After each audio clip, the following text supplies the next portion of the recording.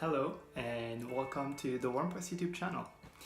In today's video we're going to look at what is the circular economy and how can we transition from linear systems to circular systems. Thank you for watching.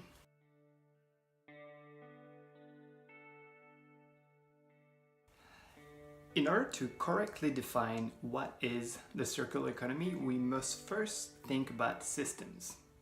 Systems are everywhere around us. Scientists and policymakers alike use systems to understand complex relationships. But what exactly is a system? Well, the basic building block of a system is a transformation. A transformation needs inputs and produces an output. In economic terms, these transformations are activities and they're done by economic actors.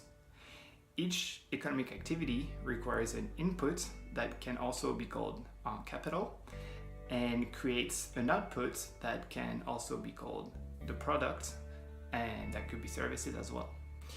In order for a system to be formed, these activities have to be linked together in a sequence.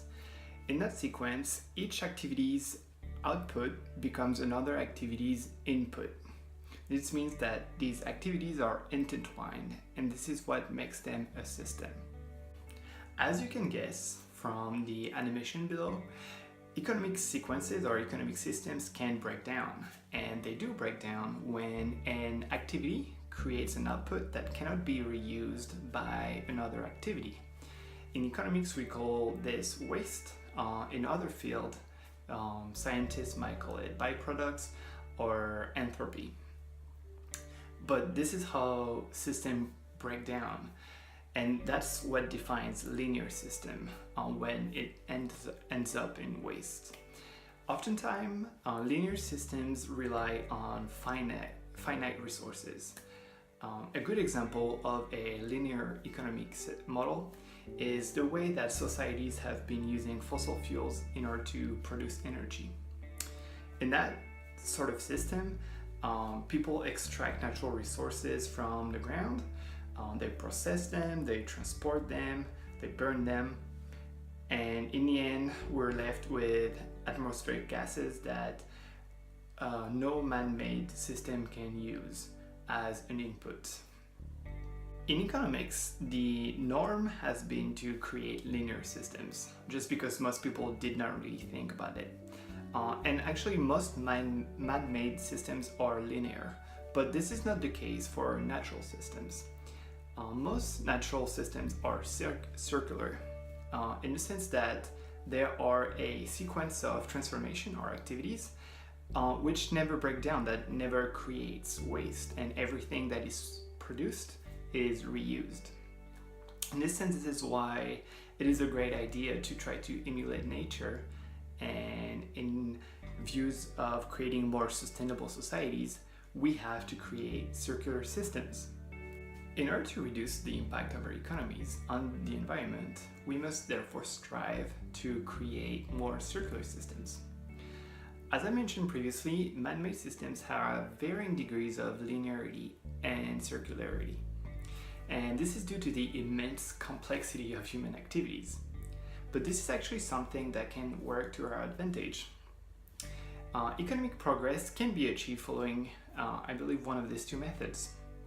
Number one, by identifying linear sequences of activities and inventing methods of injecting waste at the end of that sequence into a circular sequence that already exists, and most of the time natural cycles.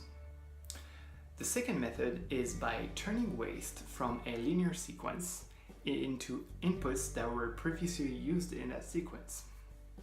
And that's it. That's the two methods of creating circular economies. Either you turn waste into something that is biodegradable, that nature can use, that nature can process and reintegrate into natural cycles, or you turn the waste into an output that can be reused within the sequence that led to the creation of that waste. I understand that this might sound a bit conceptual at this point, and that's why if you click on this video, I will show how WormPost is a practical example of creating a circular economy, in particular around the use of fertilizers and consumption of food. And this is pretty much it for this video. So as always, please leave a comment letting me know whether you liked the video or not and how it can be improved. And again, if you want to help out, you can always like this video and subscribe to the channel if you think you might be interested in weekly content about economics, composting, entrepreneurship, and such. Thank you very much for watching, and I'll see you next time.